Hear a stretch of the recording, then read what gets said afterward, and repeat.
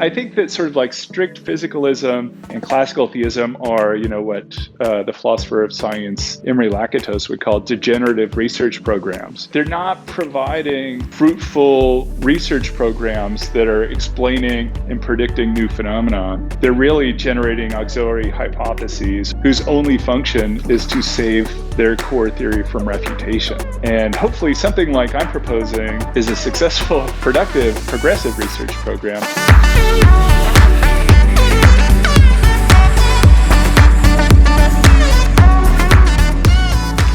Hi, everybody. My name is Felipe Leon. I am a philosopher who specializes in philosophical methodology, especially the epistemology of modality and thought experiments, but also, of course, philosophy of religion.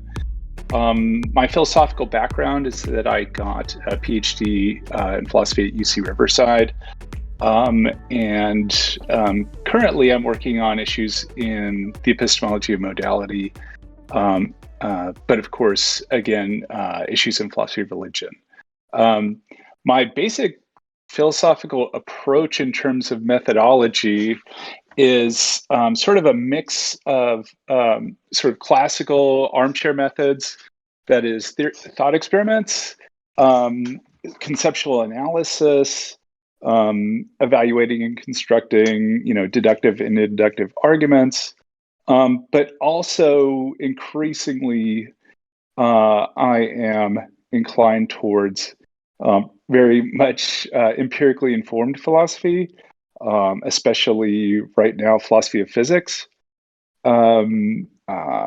We could talk about that later, but I think that issues in philosophy of physics have a huge bearing on issues in philosophy of religion. And so if you read my work, you'll see me on a trajectory towards how issues in philosophy of physics can be brought to bear in issues in philosophy of religion. All right, so that's good. So we're gonna get to our questions. Okay.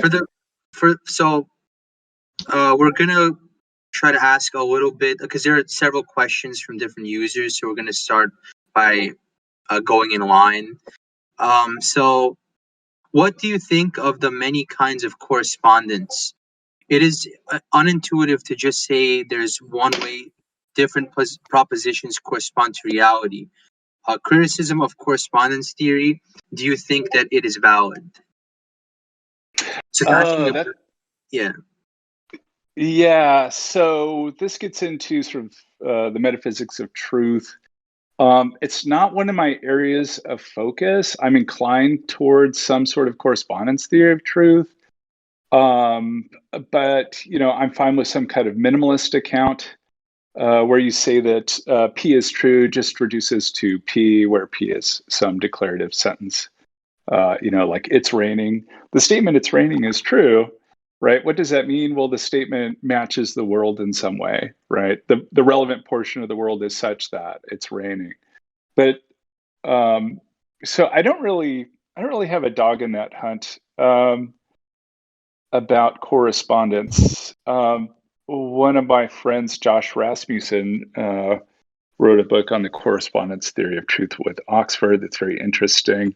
But I myself don't really have a dog in that hunt. There are some people bring up arguments that to the effect that the correspondence theory of truth is somehow better accounted for in a theistic view of the world than not. I myself can't.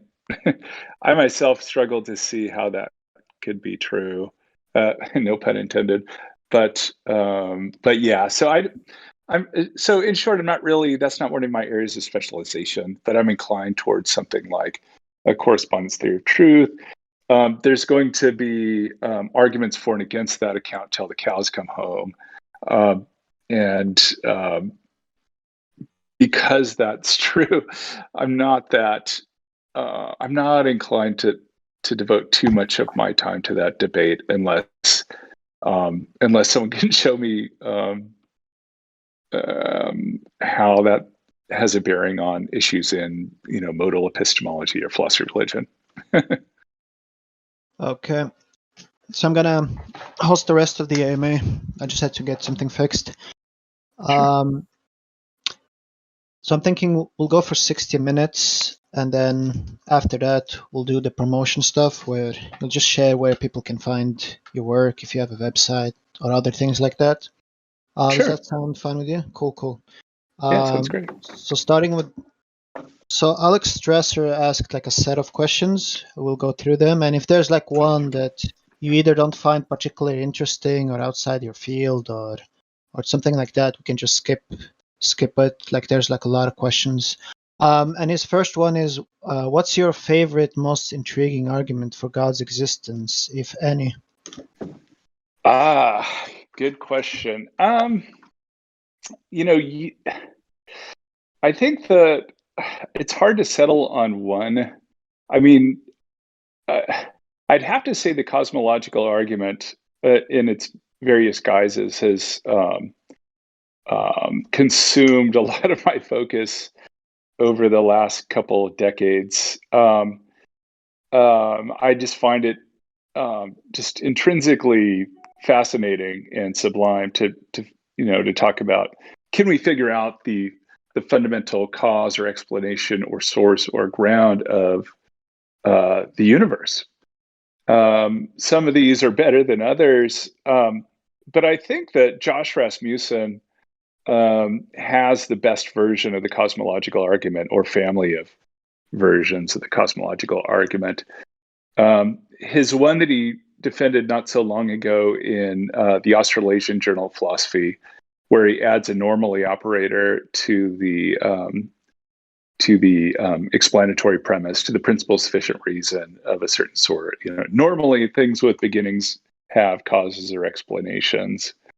And it's possible that, and then he modalizes the premise that the universe had a beginning. It's possible that it did. There's a possible world at which it did. And then that plus a few other premises can get you that there's a possible world in which God causes the universe. And then from axiom S5 of S5 modal logic, you get since the cause must be a necessary being, and what's necessary doesn't vary from world to world, God must exist in the actual world. I think that's a pretty cool argument. So I don't ultimately find it persuasive, but I think that kind of argument is pretty cool. He has a recent book with Alexander Pruss on necessary being and necessary beings, where he goes into that argument in detail. I think it's fascinating. It's definitely worth engaging and answering, but I don't find it ultimately persuasive. I give some of my reasons for thinking not in my my dialogue book with Josh Rasmussen. The book's called "Is God the Best Explanation of Things?" A dialogue, which came out at the end of 2019. Other than that, I used to think the fine-tuning argument was really good and interesting. It sort of kept me agnostic. I'm like, wow, that's a pretty good explanation of things. Why is this universe sort of fine-tuned for life so that life could evolve within it? But recently, I'm just no longer persuaded by that. I tend to think that there's other independent grounds for thinking that there are many universes. A lot of that stem from the best explanation of interference and entanglement phenomena in quantum mechanics push me towards an Everettian many worlds interpretation of quantum mechanics as the abductively best explanation of quantum phenomena. And right out of that falls out a many worlds interpretation of the universe. So you have independent empirical evidence for many worlds. And you're going to get at least one kind of multiverse from that. And some people argue from that, well, yeah, there's many many worlds, and so fine tuning seems less problematic on that view. I'm also working on a paper right now that is I've been recently intrigued by Spinoza's work on the principle of sufficient reason, one of the classical continental rationalists. And he gives an intriguing sort of negative version of the principle of sufficient reason, which says, the standard version that we're familiar with from Leibniz, by the way, principle of sufficient reason goes back to the pre-Socratic philosophers and not just to the continental rationalists. But, the standard version is that, everything needs an explanation for why it exists or occurs, whether in terms of its own nature or in terms of something else. But Spinoza goes further and says, for anything that doesn't exist or occur or obtain, there has to be an explanation for why it doesn't exist or occur or obtain. So given that negative version, which I'm trying to motivate in current research, it'd be weird if certain things didn't exist. And if it's weird that everything doesn't exist in some region of the multiverse or other, without a sufficient reason, the default position is that everything exists in some region of the multiverse or other. And if that's true, then it'd be surprising. It's not surprising at all that our universe exists. More recently, I think I'd be inclined to say that something like the argument from religious experience is the most interesting. I think at the end of the day, it still gets a point or two. People have profound religious experiences. I've had profound religious experiences back in my religious days, in what seems kind of like another life now. But I think ultimately, at the end of the day, those sorts of indications only provide sort of prima facie pro tanto evidence that's overturned by other evidence and sort of ideological naturalistic explanations for the origin of religious experience. Okay, thank you. So moving on, I'll get back to Alex. I'm just going to take other people's questions, so it'll be fair. Haiku asks, in your blog post, Why Abstract Objects Pose a Nasty Problem for Theists, you tried arguing for atheism with the existence of abstract objects. Do you think there are better reasons to be Platonist about abstract objects than to be a theist? And what sort of escape could a theist have from this objection? Good question. I should, shameless promotion. I have a chapter in a book edited by Graham Oppy and Joseph Koterski called A Priori, Atheism. And I go through arguments for a priori knowledge and abstract objects for the existence of the God of theism. And I explain, I think the original draft was like 50 pages. So I go through all those main arguments for and against and why I'm not persuaded. So I'd recommend people who are interested in that to look at that. I think I have it on my Phil papers, my Phil people and my academia.edu page, and also at my, my Google website, if you just go Felipe Leon philosophy or something. And also in the book with Josh, Is God the Best Explanation of Things? Lately, I don't know if I'm a Platonist anymore. I think due to some recent readings and thinking about it, I tend to think that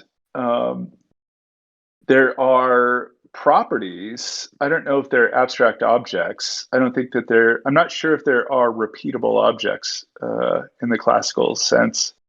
Redness, all these different tokens of redness in different particular objects that we see around us, all participate in the form of redness, this abstract universal, although that may be true. But now I tend to think that the arguments, when you really dig into the details of the arguments for and against Platonism about abstract objects, really make it not as plausible as you would have thought from standard arguments for abstract objects. But having said that, I still think that there are properties, and properties are sort of the elements of being, and that object, there are different tokens of red objects in a hat, and in a Trump hat, and in and the flag and so forth. But they just stand in these brute relations of absolute or relative similarity. And there's sort of collections of tropes or particular instances. And I tend to think, at least, you can never be that, you can never have that high of a credence in these really abstruse debates about abstract objects. But I tend to think tentatively now that the universe is made out of properties, and that from properties you get the modal space or the space of possibilities, and from that you get, at some point you get the world of concrete objects. I don't know, who knows, maybe you get quantum loops or causal sets, and from that, and we don't have a widely accepted theory of quantum gravity yet, but maybe from that you get the space-time manifold, and from that you get everything else, subatomic particles, and on up to macroscopic objects. But I think at the foundation you're going to get these fundamental properties, which are concrete tokens. Again, I don't know, it sort of depends on the day of the week whether I accept that sort of a view. But I go into detail on for why I think abstract objects are a problem for theism in that chapter in the Oppy Kotersky book and in the debate with Josh. But I mean, a couple of the main reasons why I'm persuaded that they're a problem for theism, if there are conditional and there being abstract objects, is that God is built out of abstract objects. If there are abstract objects, right, and they explain and ground the properties that we see, the concrete token properties we see, well, God has concrete tokens of properties. He has property instances or tropes. The property of being divine, the property of being a person, the property of being all-knowing, of being all-powerful, being morally perfect, and so forth.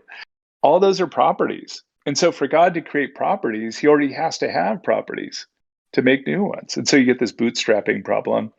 But if God's built out of these if he has these metaphysical parts, to quote another philosopher, then it looks like properties are more fundamental than God. Sort of at the foundation of reality, at the bedrock, you have abstract objects, either abstract objects like Platonic forms, or you have Aristotelian immanent universals, or you have tropes that stand in relations of exact similarity or something, or relative similarity. And God's built out of those, along with everything else in modal space. And so God just doesn't seem like a candidate for being fundamental. Furthermore, if God were the ground of abstract objects, a standard view of that is what's called theistic conceptualism, sort of a Neoplatonic view that sort of, Alvin Plantinga and others have endorsed and somewhat defended by saying, God's, abstract objects are divine concepts, propositions are divine thoughts, possible worlds are maximal consistent sets of divine propositions, which are divine thoughts, and so forth. If that view were true, the problem is, there's several problems with that view, but one of the most glaring one is if propositions were divine thoughts, they'd be concrete particulars and therefore not repeatable entities. And so he could not, just logically, conceptually could not. His mind could not provide the foundation for universals such as propositions, sets, possible worlds, and so forth, properties.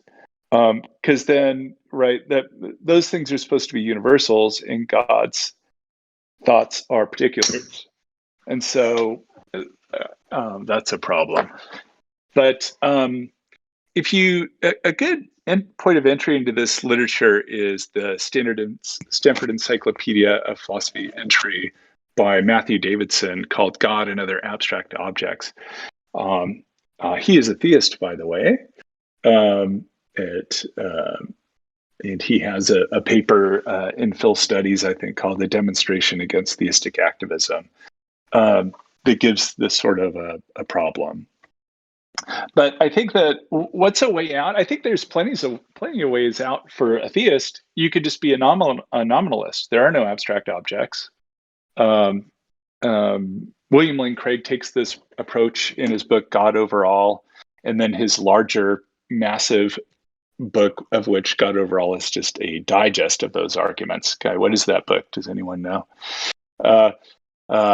It's been several years since I read it. I read it when it came out, but I've forgotten it. Wait, which one? Actually, let me just bring it up. Let's see.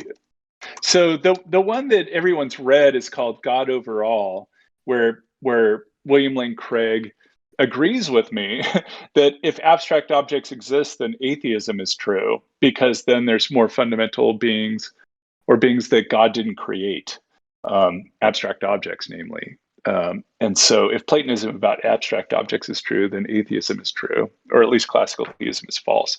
Because according to classical theism, they accept this doctrine called the what is it? The aseity doctrine. What's the other half?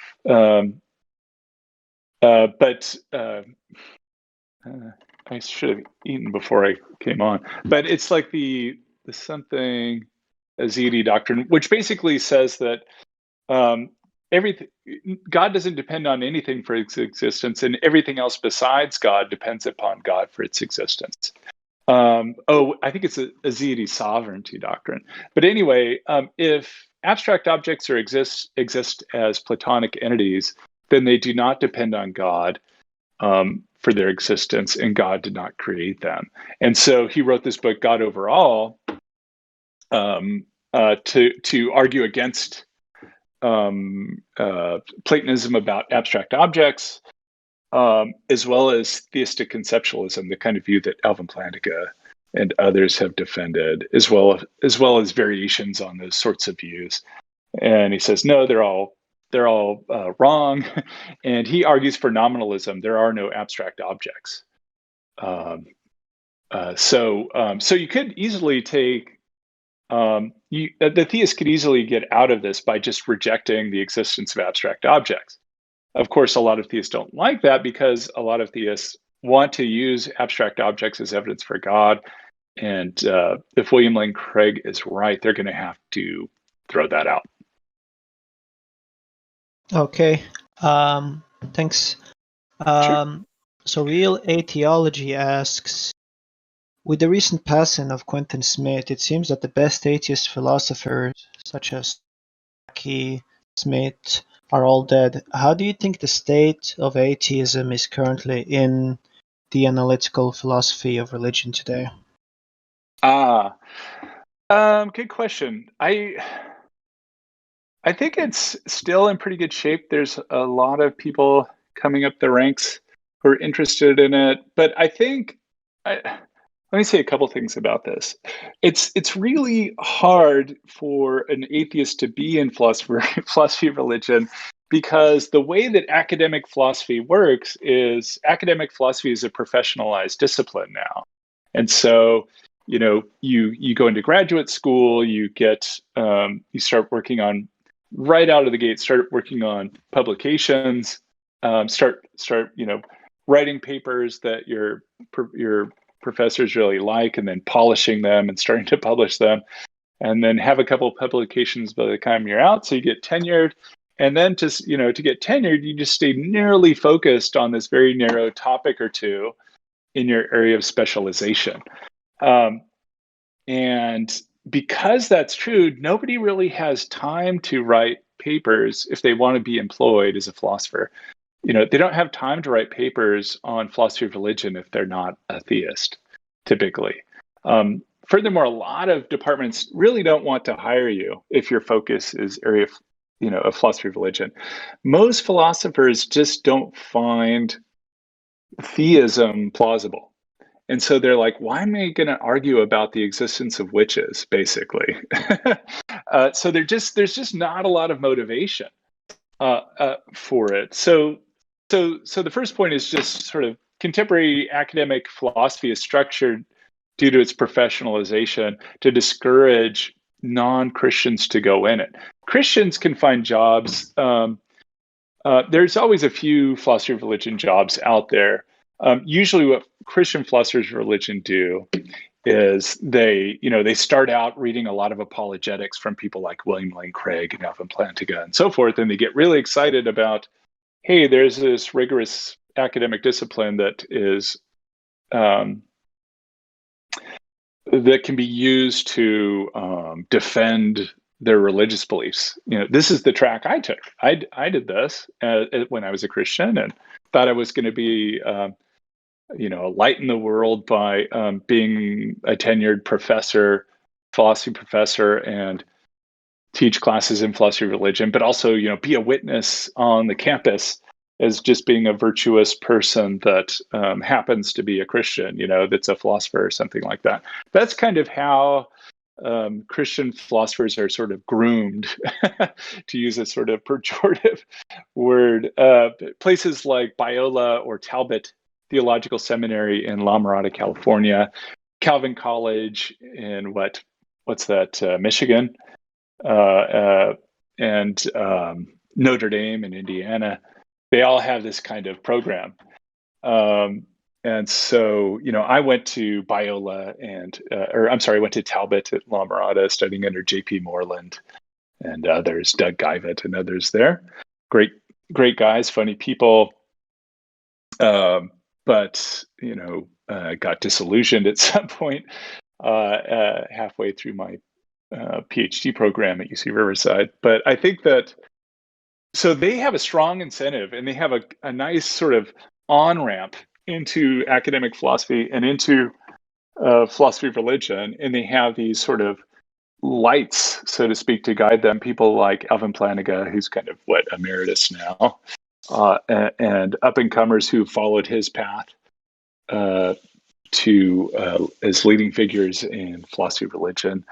They have journals like the Faith and Philosophy, Philosophia Christi, journals that are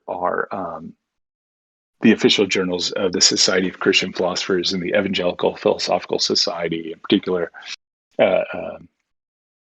And so they have a nice incentive structure, and a lot of them go into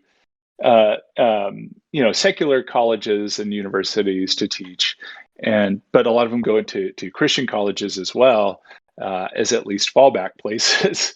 But there's not the same incentive structure for non-theists. And so that's problematic. So that's the first thing I'd say about that. But still, there are people coming down the pipeline and out there that are doing really good work. The second thing I want to say is, I think we're sort of we're in a bad place in philosophy of religion right now. There's this old, tired debate that started, in the Middle Ages, basically, with this debate between theism and naturalism, right? Sort of theists versus atheists. I think that's just a big mistake. I think it's a historical accident that this happened.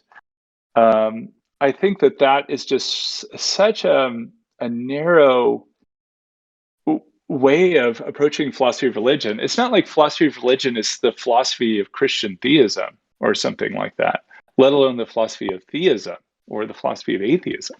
Philosophy of religion is about religion, full stop.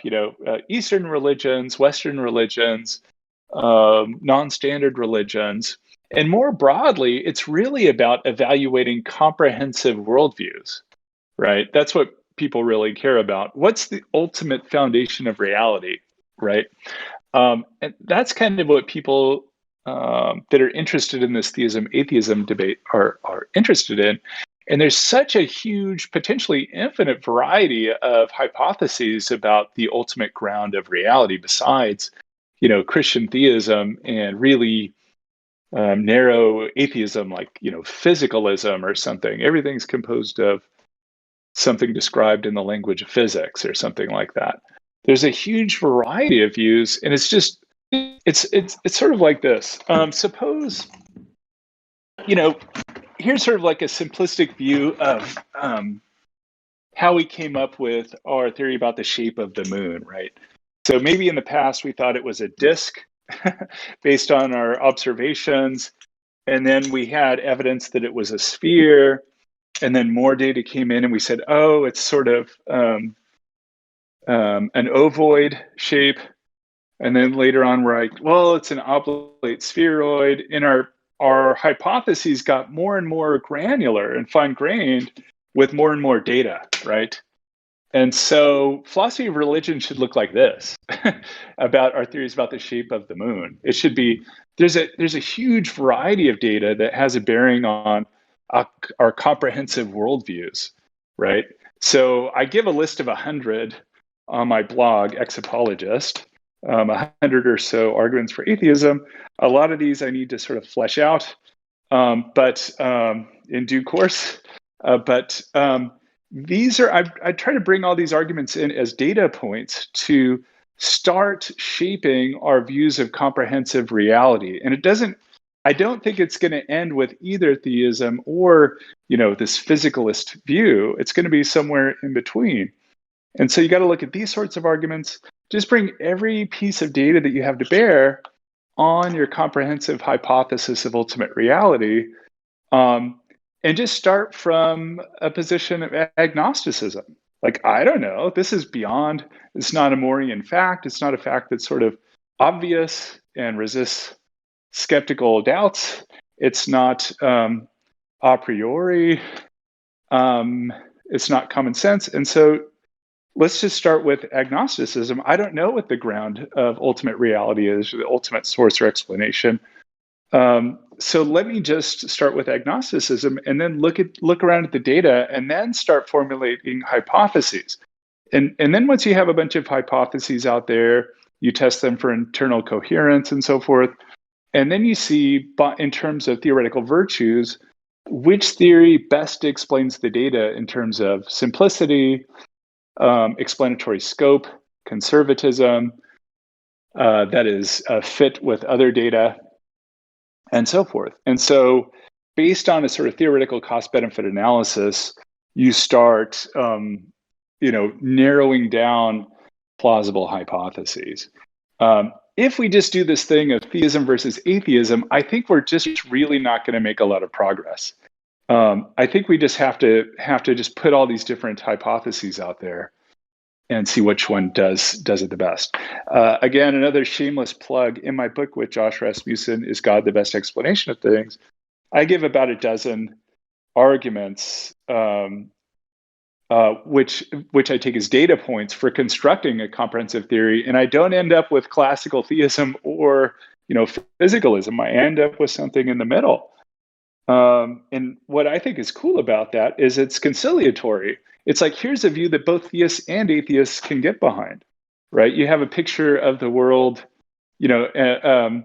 that allows for the possibility of objective moral value, objective purpose and meaning, the existence of phenomenal states or conscious states, right? All of that. And maybe the universe could be an object of worship. And it's something that both a theist and an atheist can accept. And so my goal ultimately is just to get this polarizing element out of philosophy of religion that sort of prevents us from looking at the evidence squarely. I think that sort of like strict physicalism and classical theism are, what the philosopher of science Imre Lakatos would call degenerative research programs. They don't, they're not providing sort of fruitful research programs that are explaining and predicting new phenomena. They're really generating auxiliary hypotheses, sort of a belt of auxiliary hypotheses whose only function is to save their core theory from refutation. And so I think they're both sort of degenerative research programs. And hopefully something like I'm proposing is a successful, productive, progressive research program. Ultimately, I don't care, though. I'm not interested in picking a side and fighting for it. I'm glad to abandon the view I have for a new one, because that's progress, right? So that's the second thing I have to say. I think this old theism-atheism debate is just really stale and counterproductive, and it should look more like our theories of the shape of the moon than, mounting a set of deductive arguments on each side and and an infinite iteration of revision and counterexample and revision and counterexample kind of thing. I think the history of philosophy of religion has shown that there is some good to that, but it's limited. So those are the two or three main things I have to say about that.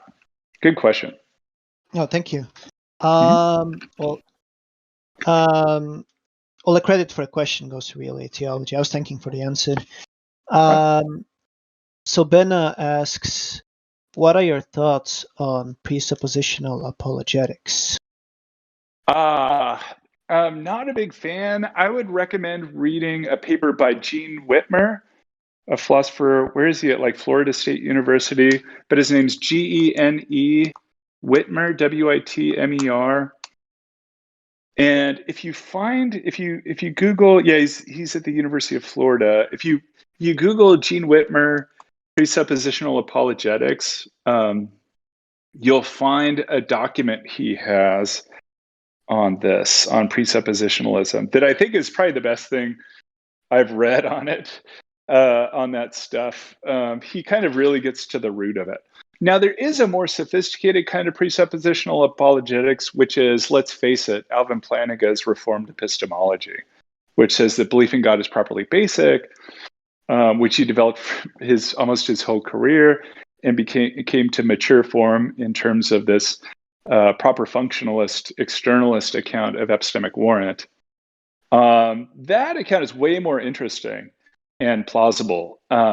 So I actually think he's right that some kind of proper functionalism is correct. Full disclosure, I went to UC Riverside, and my dissertation advisor was Peter J. Graham, who's an atheist but also a proper functionalist about epistemic warrant for perception, for example. But he gives a naturalistic evolutionary account. So I think that Alvin Plantinga's sort of proper functionalism is kind of at least a cousin of presuppositional apologetics. And as a Dutch Reformed Calvinist kind of person, Alvin Plantinga was influenced by that kind of stuff. And you can see his view as sort of like, what's the most plausible way I can spell out this kind of thing? This sort of thing that, it's not quite a transcendental argument, but he says, well, I'm a proper functionalist about warrant. That is, beliefs produced by properly functioning cognitive faculties like perception, memory, and so forth, reason, functioning in epistemically congenial environments or congenial epistemic environments, whose design plan is aimed at truth, and who is successful at that, right? The reliability is above 1/2. So he gives this account, and then he says, beliefs formed according to this sort of design plan, when those beliefs are believed with, the degree of warrant they have is directly proportional to the firmness of the belief. So properly functioning faculties plus high degrees of belief equals high degrees of warrant. Properly functioning faculties produce a belief with low degree of firmness equals low degree of warrant. So that's his account. I think it's subject to devastating counterexamples. I think probably the most powerful one is that it makes his views sort of self-referentially incoherent, because then God has faculties and they're supposed to function properly, but they have no design plan, let alone a design plan aimed at truth, in which case none of God's beliefs have warrant. So if none of God's beliefs have warrant, we shouldn't have any reason to think that if God designed us, he designed us competently to produce true beliefs. So I think that ultimately Plantinga's proper functionalist account of warrant will entail that none of our beliefs have warrant, including God's beliefs. So I think that's a problem. On my blog, I have a post called "What's Wrong with Plantinga's Proper Functionalism," where I go through a bunch of I spell out his view and give links to problems with it. that I'd recommend looking at. But I think that kind of sort of offshoot of presuppositionalism is the best sort of view to look at. But ultimately, I don't think it's successful. Okay. Thank you for the answer. Sure. Going back to Alex, his second question was, area of philosophy that you find the most enjoyable to read and why? Good question. I mentioned this at the beginning, so I should say a little bit more about it. Recently, my most favorite branch of philosophy to read in is philosophy of physics. And it started with reading James Ladyman and Don Ross et al.'s book, Everything Must Go, which argues that I think they overreach in their book, and the book is very polemical, but they say that, look, at some point, philosophy got off the rails. It's no longer properly informed by contemporary physics. A lot of debates in philosophy, like mereological composition and so forth, when did two or more things make a new thing? The metaphysics of composition and other debates depend on something like classical Newtonian physics, which is just a false theory of physics. Causation doesn't occur largely by what they call microbangings, where particles collide and so forth. There aren't any particles, as a matter of fact, according to our best physics. Relativistic quantum field theory says that there are these relativistic quantum fields, and that particles are just excitations of this field, right? And so there really aren't any particles. There's these fields, and so the idea of locality, that causal events occur, causal processes have to happen with things that are spatiotemporally contiguous with other things, is false, right? We've proven with the Bell inequality theorems that quantum entanglement, particles can affect each other across vast regions of the universe simultaneously, faster than the speed of light. And so quantum non-locality cast doubt on our theories about what's required for causation. Some people argue that our best theories of physics don't even require causation. And so, causation is superfluous.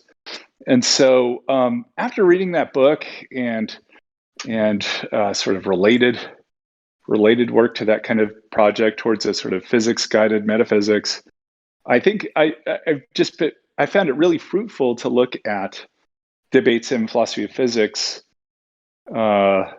to inform philosophy and our general ontology of what sorts of things exist. I found that the most fruitful. I'll give a couple examples. So one I just gave, things like quantum non-locality, and there aren't any particles really, or if there are, they emerge from fields, which is more basic. Sort of the sexiest topic, I think, right now is one that's being pursued by people like David Albert and Alyssa Ney, this sort of wave function realism, which says that it may be that our best account of what's going on in quantum mechanics is that there's this massively higher dimensional configuration space that has 3 to the n dimensions, where 3 is the degrees of freedom of, up, down, left, right, forward, back, times the number of particles in the universe, right? So 3 times 3 to the n dimensions. So since there's, I don't know, how many particles are there? 10 to the 80th? So 3 times 10 to the 80th dimensions. So there's massively higher dimensional configuration space, which is the ground of quantum phenomena. And the worry is sort of the explanation of quantum phenomena in terms of this massively higher dimensional jiggling configuration space.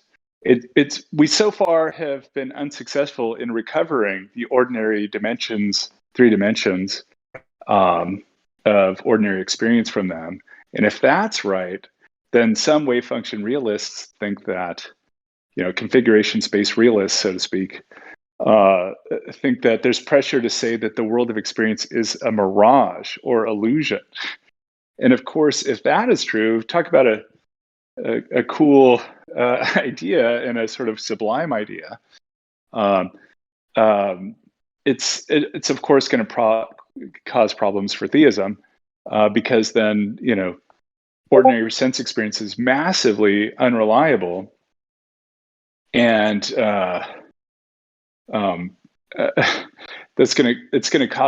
of course going to call into question all sorts of common sense claims that we take to know, like, oh, these are hands if you have hands and you hold them in front of your face. Well, there's not really hands. Those are projections down from a higher dimensional configuration space that look like hands, and so forth.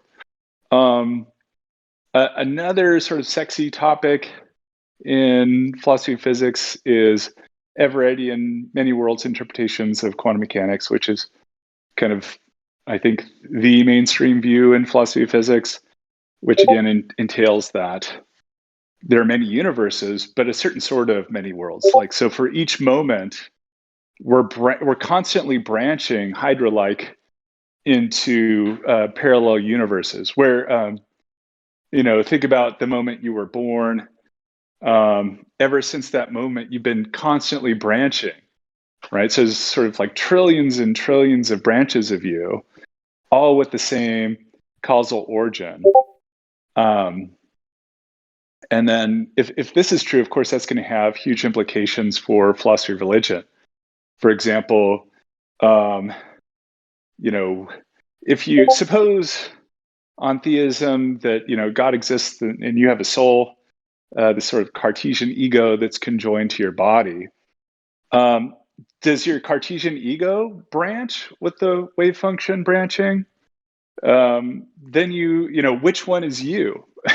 Which branch is you? If you're in every branch, then you're going to have this weird branching Cartesian ego. Some of them are going to go to heaven and some go to hell. So part of your branches will be in heaven, some will be in hell. If your soul only goes with one branch, then you're going to have radical skepticism about the existence of other minds, because probably most of the other people around you are sort of automata with no souls inside that act like they do, right? Another problem is going to be that Everettian quantum mechanics is deterministic, and so you don't have libertarian free will. Another problem is for the incarnation, you're going to have many Christs and many branches of the wave function. Some of them, he dies for us, apparently, so he's going to have trillions and trillions of crucifixions. Which Jesus are we going to meet in heaven? So it looks like just quantum mechanics all by itself, sort of Everettian standard many worlds interpretation quantum mechanics, seems almost flatly inconsistent with classical Christian theism. So I think that this is where the gold is right now for digging into, if you're interested in these debates about Christian theism or something in particular. That's where to dig, I think, is the philosophy of physics literature, and then let upcoming philosophers of religion focus on that stuff. Okay, thank you. So a person wanted to ask you a question via audio. Is that audio? Sure. Okay.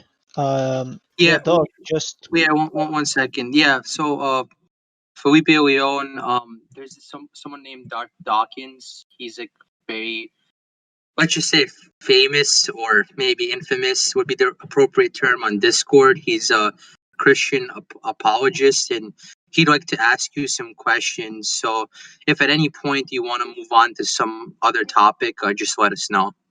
All right, sure. Darth, take it away. Yeah, okay. Okay. I wasn't here at the beginning. How would you prefer that I address you? However you want. Felipe is fine. Okay. Right. Felipe, do you hold to the position that God does not exist, in that God would be what is ultimate, fundamental, and the source of all possibility? No, I wouldn't deny that. If all you mean by God is the ultimate source of fundamental reality, then no, I don't deny that. Do you believe that that is the case? Do I believe that there's like a single source of fundamental reality? There's No. a Do you believe what is ultimate and fundamental, the source of all possibility, is a mind and a creator that is the source of all temporality? Oh, I'm agnostic about that. I think it's sort of too early in the game in philosophy of religion to know that. I think it's definitely a live hypothesis worthy of exploration. Okay. So you don't believe that it's necessary to reference God as the necessary precondition of all facts? No, at least I haven't Okay. seen why Okay. yet. Yeah. Okay. So if there are one or more facts that don't necessitate referencing God as the necessary precondition, can God logically coexist in such a world? Could God logically coexist in a world in which what? I'm not sure I'm holding it all together. Can God logically coexist in a world where there are one or more temporal facts that don't necessitate deriving from him? Oh, yeah. Once you get there, I might be off ship. I don't think that God can cause anything. I don't think that he can cause abstract objects, and I don't think he can That's not my cause question. concrete objects. That's not my question. Okay. Oh, okay. My question is, if you believe that there are one or more facts that don't necessitate referencing the necessity of God, in that the temporal facts stand in causal relations to God as the ultimate, okay? You believe that such facts exist that don't stand in causal relations to God? Are there facts that exist that don't stand in causal relations to God? Or necessitate referencing God? Um, That's kind of a complicated thought, but I'd probably have to think about it more. I think it'd be cool if we wrote this out so I could sort of sit there and sort of reflect on it. But I would say, yeah, there could exist facts. I can rephrase the question for you. Do you believe that it is necessary to reference God as the necessary precondition of all temporal facts? Prima facie, no. Okay, well then Do you mean God by could not God? logically coexist in such a world, right? God couldn't exist in worlds where there are facts distinct from him, right? Is that the idea? I'm asking you, can God coexist in a world where he is defined as the necessary precondition of all facts? Can God logically coexist in a world where there are one or more facts that do not necessitate referencing him or standing in causal relations with him? Oh, I see. Holding fixed your definition of God, could I then do that? Man, yeah, sort of, sort of like a lot to hold in my head. But I think I know where you're going with this. And say, holding fixed a conception of God as some sort of ontological ground of reality. Could there then be facts that don't depend on him? Can God coexist when he's defined as the creator of all facts that are not himself? Can he coexist with facts that don't derive and depend upon him? Yeah. So you're talking about a God. So yeah, maybe I might go back on this because now I'm starting to think about if there's a being that's a God that is the cause of everything else. I think that very idea of God as the cause of everything else is incoherent. Why? So you believe that? So is it your position that nothing is ultimate and fundamental, the source of all possibility? I'm actually agnostic about that. Before, a couple of years ago, I would have said there is, but now there's a debate in metaphysics of fundamentality where, the standard view, even people, leading people in sort of metaphysics like Jonathan Schaffer, who argues for like a priority monism, where the whole universe is ontologically prior to any other substances. So he's sort of like there's this sort of like, we take ultimate reality to be sort of like a foundation, and everything is built on the foundation, sort of like foundationalism in epistemology. And now there's a debate. Oh yeah, let me just finish this and then we'll go. But now there's a debate with people like Ricky Bliss and others in the grounding literature, which are saying there's room for infinite descending ground. And in particular, she's arguing that there's epistemic space for the universe as sort of like a coherentist web rather than a foundation of interdependent support. So now I'm sort of like, I have to sort of spend a couple of years, at least a year, exploring that debate before I can say that there's something fundamental in this sort of metaphysical foundationalist event. But at least I can do this, right, to continue the conversation, conditional upon sort of a foundationalist metaphysics. I don't think that God could play the role of that as creator of other facts, because I think that kind of creation, if it involves creation ex nihilo, is metaphysically impossible. Okay. Do you believe that anything is impossible? Yes. Okay. And what is it that ultimately and fundamentally in reality that instantiates that? So I guess what instantiates... And the reason why I asked that, because it's going to be related to my question about your atheism. So what is it that is fundamental and ultimate? I should say I'm not an atheist in the broad sense. I'm an agnostic.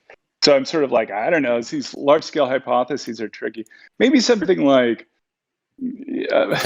Protestant evangelical Christianity, I think. No, I'm still waiting for an answer to my question, and I'm truly not trying to be rude. Okay, what I asked you was, I want to know is, in your view, what is it that is ultimate and fundamental that institutes and secures what's possible and impossible? Oh, I think the data's still out on that. I'm kind of agnostic. It's such a deep if you issue don't, that, all right. So you don't know then? Yeah, I don't know. Since you don't know what is ultimate and fundamental, then on what rational grounds can you say anything is impossible, including God? Oh, sure. I think that we can say that some things. I think it takes sort of a defeasible prima facie kind of view to claims about possibility and necessity. So you could say, well, on the face of it, what makes anything possible? No, I said, what makes anything impossible in your worldview? Oh, well, I mean, to the extent that I have a worldview, I guess I would say something like preclusion relations. So, for example, suppose you have... No, I mean, what is it that is fundamental and ultimate that dictates all possibility and impossibility? What then makes anything and everything impossible? I guess going back, so this is sort of a tentative view, but suppose I have sort of like a trope ontology, or something like, just fundamentally, the most fundamental elements of being are properties, where properties are just collections of things. Do you know that? Do you know that? No, this is tentative. Okay, well, I'm asking you, do you know what is ultimate and fundamental that institutes and secures what is possible and impossible? Do you know what that is? Well, that's what I'm telling you. I'm giving you a tentative framework. I mean, if you're talking about, do I know for certain? I don't. No, I'm not asking you for a certainty. I'm saying, do you know at all? I'm not asking a question of to what a degree of confidence. Do you know what is fundamentally ultimate, instituting and dictating what's possible and impossible? Well, I don't think anybody knows that. Well, if you don't know that, on what grounds do you say that God does not exist or cannot exist? I don't. Any God? Well, you don't have a paper. You don't have a paper that I just looked at that had over 100 reasons for atheism. Yes. Okay, so do you offer reasonings why God cannot exist? I mean, I heard you earlier talking about if abstract objects exist, this would mean that God cannot exist. But you just told me you have no idea what is ultimate and fundamental dictating what's possible and impossible. So if you don't know what's impossible, how can you assert what is, can be, or cannot be? Well, you can, because you could just say, well, I don't know it, but I have prima facie justification for it. Okay, so when you say prima facie justification, but that's not grounding in what ultimately makes it that way. So it's not necessarily true, is it? I think we're sort of conflating epistemology and metaphysics. I mean, you could have Okay. prima facie justification for metaphysical modality. So you could have prima facie, this is possible, or prima facie, that's impossible, right? And prima facie, that's necessary. But does that mean does that mean that it could be false? Yeah, it could be false. Like I could say Okay. this is a hand, and that could be false because Okay. I could be a computer simulation. So but for all that, I okay. have prima facie justification. So in your worldview, ultimate reality is shrouded in mystery. Is that your position? Well, in my view, ultimate reality, we have prima facie justification. So we What just is- have. What is it? What is ultimate in reality then, instituting possibility and impossibility then? What is it?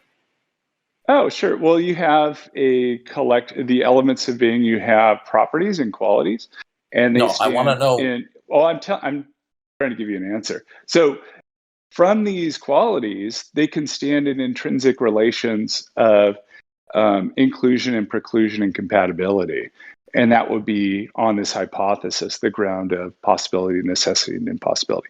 So, for example, you have the property of being. Suppose we're talking about two-dimensional closed plane figures like triangles and circles and squares, and you say, is it possible for there to be a round square, right? A two-dimensional closed plane figure that both does and doesn't have corners, right? At the same time, in the same respect, in the same inertial frame or something. And you'd say, no, prima facie you can't, because the properties of one preclude the properties of the other. And so that would generate prima facie claim that that's impossible, right? And so the ultimate foundation of modality would be sort of intrinsic relations between qualities or properties. Same thing for logic. So, for example, you could say for logic, same thing. What's the ground for logical truths? It's inclusion relations between qualities. So, if something is red, then it's colored, right? What grounds that logical truth? Well, the property of being colored is included in the property of being red, and so that would be the ground of entailment. So you can get, from a distribution of qualities, you can get modality, and you can get logic, and so forth. Unfortunately, the problem is you just told me, and everyone here, you don't know what's ultimate and fundamental, dictating what's possible and impossible. So whatever you say is possible, I mean, then it can't be impossible. But you don't know what's ultimate, dictating what's possible and impossible, do you? Well, I'm saying I'm prima facie justified. Okay, when you say that prima facie justified, could you be wrong about that? Well, yeah, insofar as I Okay, can be so wrong it's that not- I'm holding hands in front of my face, then yeah, I'm prima facie justified in believing I have two hands in front of my eyes. So I have sort of defeasible, burden-shifting evidence that I do. And you might even say I'm licensed to say that I know that. But suppose it turns out, I'm in the Matrix, or I'm hallucinating. You put some acid in my coffee and I'm hallucinating. I have hands when I don't have hands, right? Then that would defeat my knowledge claim. And so sort of a standard view in epistemology is that sort of knowledge is defeasible, sort of you're prima facie entitled to say that you know or justifiably believe something, unless or until somebody has sort of burden-shifting evidence to undercut or rebut that kind of evidence. Yeah, I just wanted to ask you. One second, Felipe. Do you want to go to some other questions, or do you want to continue with this person? I think in the interest of time, we go to other ones. But yeah, if you want to send me, if the person talking before wanted to send me something, I'd be glad to pursue it further. But I think in the interest of time, what time is it? Over here it's 2:10. Yeah, we should probably go on. Yeah, we'll go through 2 more questions and then we'll go to the promotional part. Okay. So Alex asks again, what are your thoughts on Graham Oppy's favorite theory of modality, where possible worlds all have to share some initial history? And what is your favorite theory of modality? It's interesting you bring that up. It's currently something that I'm thinking about off and on. It's kind of, I find it intriguing and prima facie plausible. I don't have any settled views of the matter of Mackey's view here, but I think it's at least prima facie plausible. It's it's very similar to Alistair Wilson's Everettian account of modality, that on Everettian interpretations of quantum mechanics, there's these many branching worlds. We could say they all branch from the singularity or something like that, if there was a Big Bang singularity, suppose. And then all these worlds are grounded in that initial state and just quantum decoherence of the different branches of the wave function. So I think, I think it's plausible and pretty cool. The one thing I wonder about is, I think that was the initial state, initial natural state necessary? I'm inclined to say, yeah. I've said things in print about this before. I've said, well, I'm tempted to say, if you put my feet to the fire, I'd say, yeah, it's probably, matter energy or whatever matter energy is made out of. Who knows, the wave function and configuration space or whatever is metaphysically necessary. There's a paper that just came out yesterday in Philosopher's Imprint, where a guy defends this sort of a view that there's a scientific case to be made that the physical universe is metaphysically necessary, or whatever it's made out of. And then from there, you can get, from that initial state, you get all the rest of the modal facts. He also says it could be brutally contingent or something. I would say probably factually necessary, factually metaphysically necessary. I've defended that possibility in print. But yeah, I think it's a very plausible view. I think that's the way to go now, is to say, and I don't know why we didn't see it before, but if you think that some sort of naturalistic view of the world is viable, why not say the universe is metaphysically necessary, or whatever the universe is ultimately made out of? I think it has as much going for it as saying that God of say the God of classical theism is. I think Hume's points from the dialogue on the cosmological argument are relevant there. You could say, oh, well, it's not a priori. We don't know a priori that matter is necessary. It doesn't wear its modality on its sleeve, as it were. So we can imagine there being no universe, so it must be contingent. And, of course, Hume comes back and says, well, the same thing goes with God. God doesn't wear his modality on its sleeve. I can imagine God not existing. So by the same reasoning, shouldn't we say God's contingent? So it looks like both of them are a posteriori necessities, necessities that we would know by experience and not by, a priori intuition. And so since they're in the same metaphysical boat, in the same modal boat, I would just say, well, might as well, if you could take God as metaphysically necessary, why not take whatever the universe is made out of as metaphysically necessary? In my chapter, Causation and Sufficient Reason, in the Oppy Kachersky volume, Theism and Atheism, Opposing Arguments in Philosophy, and in the book with Josh, I gesture towards this sort of a view. I say, well, given my argument that all made things are made from or out of other things, then you couldn't get creation ex nihilo. So since there's some stuff here, some matter here, matter must have always been here, or whatever matter is ultimately made out of. And if that's true, then it looks like you can give some sort of cosmological argument for the necessary existence of the universe. It must be a necessary being, right? And so I think by what I call an Epicurean cosmological argument, you could give an argument that the universe is a metaphysically necessary being, or whatever it's made out of.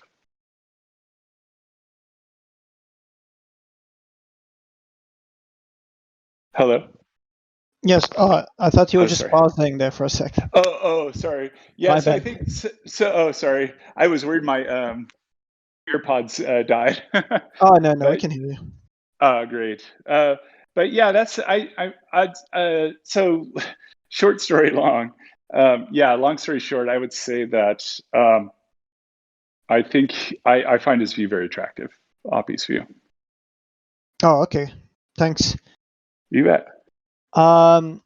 So, Relay Theology asks you, in William Lane Craig's review of the book Arguing About Gods, he writes, following Craig's boxing analogy. Yeah, so the question basically boils down to books like Arguing About Gods and works by the likes of Oppy have dealt, according to Craig himself, major blows to natural theology. In your opinion, what other major blows to natural theology do you think have come from atheists? Well, first I would like to And make the a plug for reverse, Oppy's book. just quickly, and the reverse as well. Like, what major blows do you think atheists have taken from theists? Oh, good. Very ecumenical question. Good. So yeah, first I would want to plug all of Oppy's work. It's really good, and he's made this. For many years, he's been developing a case against theism. I think his arguments are pretty compelling. A lot of them, and his criticisms. I think his argument summarized in his book, The Best Argument for God, it summarizes this book, this argument he's been making for a long time, but it's kind of this sort of abductive argument for naturalism, and it's sort of like an argument from elimination as well. So I think that's a powerful case. I tend to think that is, and I know this sounds bad, but I tend to think that my argument for material causality, or some version of it, is also a significant problem against the possibility of a God who can create concreta ex nihilo. But I think that I don't think that we should look at these arguments as in the classical way of just looking at a bunch of deductive arguments and just analyzing them ad nauseum, ad infinitum. I think that there's value in that. But I think ultimately, and this is a plug for Graham Oppy, he's right that we got to get away from this kind of stuff because the main problem is you can always rationally resist a premise in a deductive argument for or against God, right? You could have other commitments in your comprehensive view of things that would justify you in rejecting a premise. Or you could always do a G.E. Moore shift, where, as they say, one person's modus ponens is another modus tollens. So I don't think this is ever going to win the day. I think that you're going to have a cumulative case, abductive inference to the best explanation about large-scale metaphysical hypotheses about ultimate reality, and you weigh them in terms of the degree to which they embody the theoretical virtues of simplicity, scope, conservatism, and so on. So I think he's right, and I think he's given good arguments, and I think his methodology of inference to the best explanation is the way to go. And so each little argument, the nub of every argument, think of as a data point that any adequate large-scale hypothesis must explain. And so I don't think this or that argument is going to do it. I think it's going to be sort of clusters of considerations that are going to do it.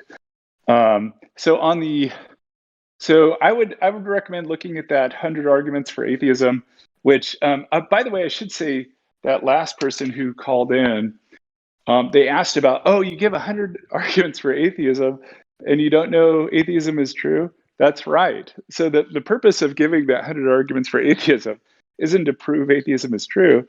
The whole point of that was just to say, look, it's often said that there's lots of arguments for theism and only one or two for atheism, namely the problem of evil and the problem of divine fitness. And my project has been just to point out that there's lots of arguments for atheism as well. And so I think that the debate has been, I think there's just been disinformation about the sort of theism versus atheism debate. Again, but if you pan out and at least what I take to be the larger scheme of things, this classical theism versus physicalism kind of debate is kind of stale and not very productive. But the main reason I gave those arguments is to say, let's not say that there's 24 or so or more arguments for theism and one or two arguments for atheism. That's just misleading, right? And if we're trying to get at the truth, let's at least get the facts straight about that. But at the end of the day, I'm going to be agnostic about ultimate reality at this point, and just at best tentative towards some sort of view. And I defend that in the book, Is God the Best Explanation of Things? But so back to this thing about what are arguments on the other side of the ledger against theism. Well, against strict atheism, if you mean by that, it's a cluster of hypotheses. There's sort of strict physicalism. There's physicalism plus abstract objects, sort of like the late W.B. Quine took, and plenty of contemporary analytic philosophers who tend to be atheists accept as well. So there's concreta and abstracta. You could be a more liberal naturalist, like a Russellian monist, who says, in addition to abstracta and concreta, there are phenomenal states that are fundamental, or proto-phenomenal states that are fundamental. So you could look at, given this sort of broadening of hypotheses, you could look at, say, arguments. The knowledge, Frank Jackson's knowledge argument is an argument that gets a point, scores a point against sort of physicalist versions of naturalistic atheism. I think that is a good argument. I think that, and just about any philosopher of mind will tell you, we don't have a solution to the hard problem of consciousness, of how we could have phenomenal qualia, right? Phenomenal mental states that are private internal mental states. So I think that's a point in the ledger. But again, I don't think it's, that's a case against sort of narrow physicalism, so it's a case for classical theism, point. It's more like, well, it's a point against strict physicalism. I think that sort of data can nicely fit in some sort of liberal version of naturalism.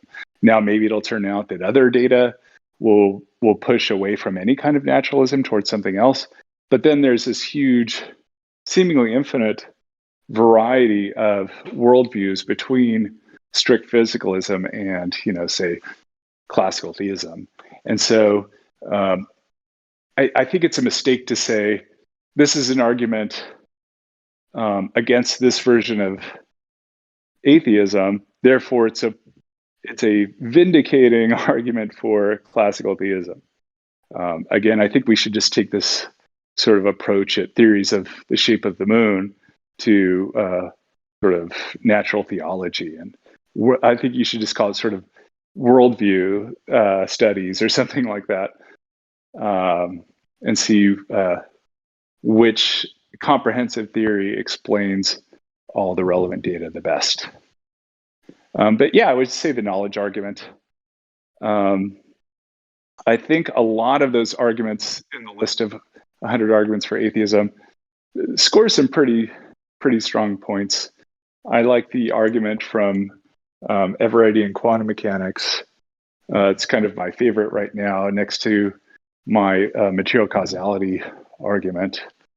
Of course, I do think the problem of evil scores significant points, but there's a huge variety of arguments there besides those. Does that answer the question? Oh yeah, no, that was good. Okay, great. So we'll take one more via text, and then there's someone else who wants to ask via voice, and after that we'll go to promotional Sure. part. So the last text question, one second, let me just mute. So, okay, yeah, the last text question is, what are your thoughts on the whole analytical continental divide in philosophy? I'm probably the wrong person to add because I'm ignorant of a lot of this stuff on the continental divide. I was sort of just trained in analytic philosophy, so I'm probably, who knows, maybe I'm brainwashed. But having said that, I do think there's a lot of stuff of value that I have read on the continental side. I think we should count Kant and Husserl as on the continental side, and they have insights that I think are valuable. Some of Nietzsche's stuff I think is valuable. I haven't read a lot outside of that. What I read some Hegel in grad school, which sad to say I didn't get very far into. But Hegelian, the basic idea of Hegelian synthesis, I think, is important about, at least in my experience, a lot of debates in philosophy and science and politics end up evolving into views where the best elements of opposing views are incorporated into a new view. That's my own view in philosophy of religion. Kind of my tentative hypothesis about ultimate reality is very Hegelian. Stuff like postmodernism and deconstructionism, I haven't read that stuff. I guess there are some postmodernist elements in contemporary analytic philosophy, though. I mean, there's people that say, Ray Langton's argued for a Kantian humility, like we can't know things in themselves. We can only know relational properties and dispositional properties. We can't know categorical properties. A lot of work in philosophy of physics seems to point that way. Seems like objects just decompose into dispositions and relations. Where's the intrinsic properties? I don't know. We haven't found them yet. And so maybe we don't have knowledge of things in themselves, unless the world is just a network of relations, which, the ontic structural realists take that approach. But at least those are some kinds of points that I think that analytic philosophers can agree with. Oh, I see. Thank you. Yes, Xerxes, did you want to ask a question? Let me see if he's unmuted. Yes, Xerxes, you're unmuted now. Can I be heard? Yes. Hello. How's it going? Awesome. It's going pretty good, Felipe. Anyways, I wanted to ask you a question because you seem to focus quite a bit of attention toward the Kalam cosmological argument specifically. Is that an unfair assessment? We're both Missouriites as well, so I feel like we have a connection, an unspoken bond. Awesome. But anyways, a few years ago, I actually read your paper, Moreland on the Impossibility of Traversing the Infinite. Aha. Yes, and one of the things I've always found particular about the Kalam's second premise, the universe began to exist, is that it is defended by some perceived logical impossibility with traversing the infinite. Boils down to the infinite train track problem.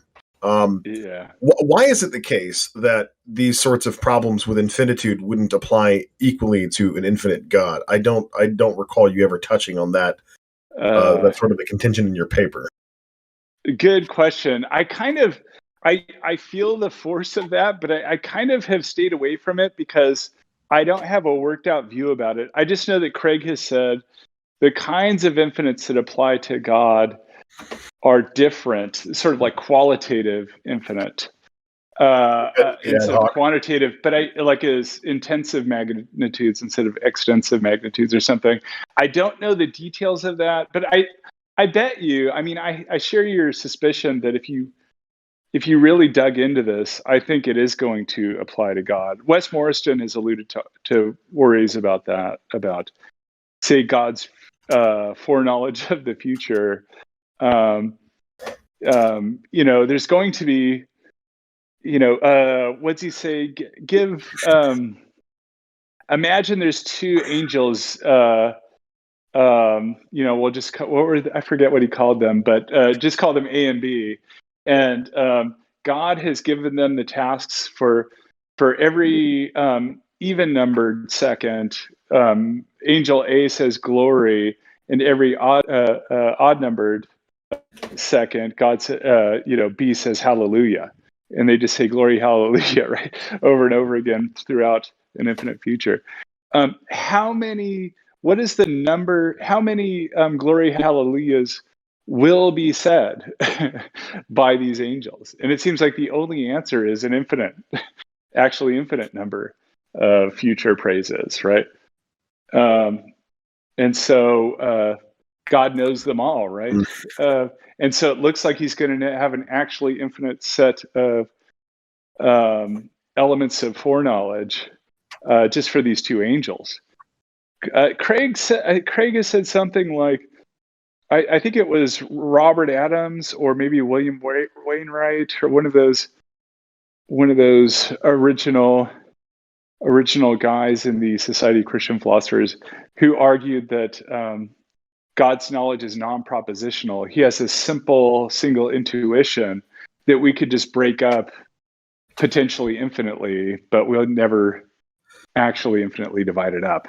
So he says there's a single simple intuition that we could break up into finite parts, but those are sort of conventional abstractions from the nature of his real knowledge.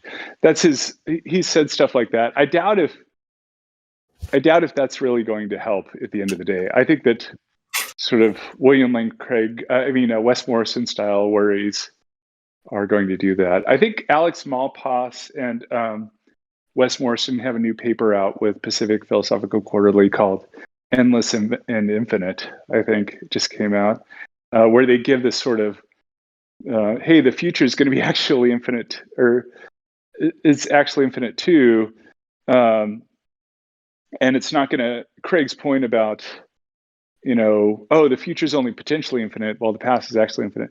I think I haven't read the paper, or at least not carefully. So I have a feeling that's the line they're going to take, that, that's true. The future will be actually infinite.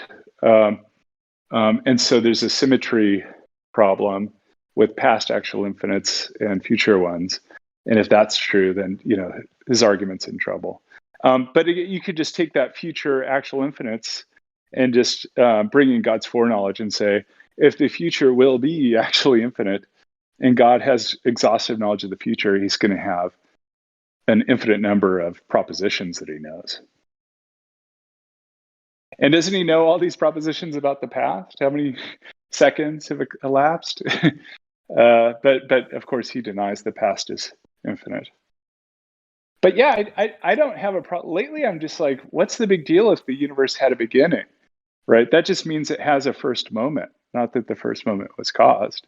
If you have like a tenseless theory of time, like a sort of a universe is a four-dimensional block, then it has a leftward edge, so to speak. But the universe itself is a timeless block with a leftward edge, to moments. And that doesn't seem like the right relevant kind of beginning that just cries out for a cause. It's like a ruler having like the 0 inch. Yeah, it's sort of like you sort of spatialize time and just say, well, there's an edge to time, like there's an edge to space or something like that. Doesn't seem to cry out for explanation. And Craig has, at least in the past, said that, I think even in that Blackwell Companion to Natural Theology, says his argument's not going to work if the universe is like a 4D block. Yeah, several places. So I guess we'll do the whole promotional stuff. You spoke about your blog. Is there like, and you also have like a page on Phil Papers and Phil People, right? Yeah. So if you go to Phil People, I'll have a page there. If you just put in Felipe Leon, I'm the one at El Camino College. By the way, my my views are my own and don't necessarily represent the views of the school that I teach at. They're just my own views. I have an academia.edu page, and then just sort of a Google Sites page. If you put in like Felipe Leon philosophy or something, and then I have a blog, exapologist.blogspot.com. Just exapologist. I've been doing it since 2006. Do you have any social media? I have a Twitter account, which is usually just I just post. Oh, I just read this in the news. So it's not really interesting. It's sort of like it's really for myself to curate news, to go back and read things.